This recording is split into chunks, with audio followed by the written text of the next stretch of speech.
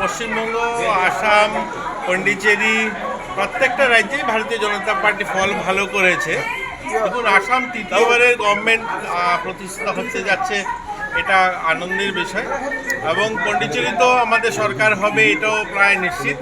এবং ওয়েস্ট বেঙ্গল, যেখানে দীর্ঘ বছর পর মমতা বিদায় হচ্ছে এবং সেখানে ভারতীয় জনতা পার্টির সরকার হবে, আমি বলবো যে সেখানকার মানুষ, সেখানকার জনতা এবং ভারতীয় জনতা পার্টি গোটা দেশে যেভাবে কাজ করছে, মোদিজির যে কাজ, সেই মোদিজির কাজের ফল মানুষ দেখছে। এবং ওয়েস্ট বেঙ্গল যে রাজ্য একটা সময় গোটা দেশকে নেতৃত্ব দিয়েছে, আপনি ইন্ডাস্ট্রিতে বলুন বা শিক্ষাক্ষেত্রে বলুন, সেই রাজ্যটা ধীরে ধীরে এত পিছিয়ে গেছে যেখান থেকে সারা দেশ জুড়ে আজকে শ্রমিক সাপ্লাই হচ্ছে। তো সেই রাজ্যের পরিবর্তন দরকার ছিল এবং সেই পরিবর্তন আমরা দেখতে পাচ্ছি। এখন পর্যন্ত যে রুঝান, সেটাতে মনে হচ্ছে সরকার প্রতিষ্ঠা হবে, এটা নিশ্চিত বলা যেতে পারে।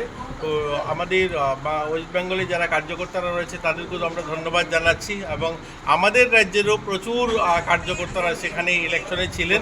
আর এটা এবার নয়, প্রত্যেক ইলেকশনে থাকেন, এবার তার সুফল আমরা দেখতে পাচ্ছি। সকলকে অভিনন্দন এবং শুভেচ্ছা। পশ্চিমবঙ্গের পাশাপাশি আরো 3টি রাজ্য গণনা চলছে, সে বিষয়ে সেটা বললামই, একসঙ্গে আসামও সরকার হবে, এটাও সুনিশ্চিত। পন্ডিচেরিতে সরকার হবে, সেটাও সুনিশ্চিত।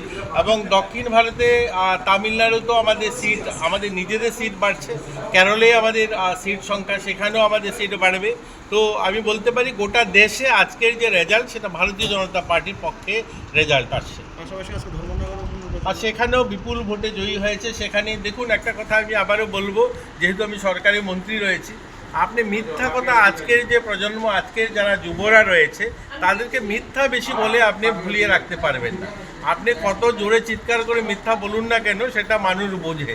আপনি যদি বলুন যে ভারতীয় জনতা পার্টি ত্রিপুরায় যে 8 বছরে কোনো কাজ করেনি, সেটা বললে হবে না। লোকে দেখতে পায় যে কাজ হচ্ছে। আমি ধর্মনগর থেকে আসি, রাস্তাটায় যখন আসি যে 2 ঘন্টা 2.5 ঘন্টা এটা দেখা যায়। তো আপনি এই রাস্তার কাজ হচ্ছে, এখন ধরুন বর্ষার কারণে ভেঙে আছে, আর এটা দেখে বলবেন যে কাজ হচ্ছে না, এটা তো মানুষ দেখে না। ত্রিপুরা রাজ্যে 14,000 কোটি টাকার রাস্তার কাজ হচ্ছে। তো সব মিলিয়ে বলবো যে ভারতীয় জনতা পার্টির পক্ষে এখনও মানুষ আছে। এবং আপনারা দেখছেন বাই ইলেকশনে তার রেজাল্ট, যেখানে এতদিনে পুরনো একটা দল, মানে সিপিএম এত বছর ক্ষমতায় থাকার পরে 4,000 ভোট পেয়েছে, সেখানে 4,000-এর কাছাকাছি ভোট পেয়েছে, বা কংগ্রেসও 4,000-এর কাছাকাছি ভোট পেয়েছে। তো সেখানেও বিপুল ভোট নিয়ে আমাদের যিনি প্রার্থী জহর চক্রবর্তী ছিলেন, তিনি জয়ী হয়েছে।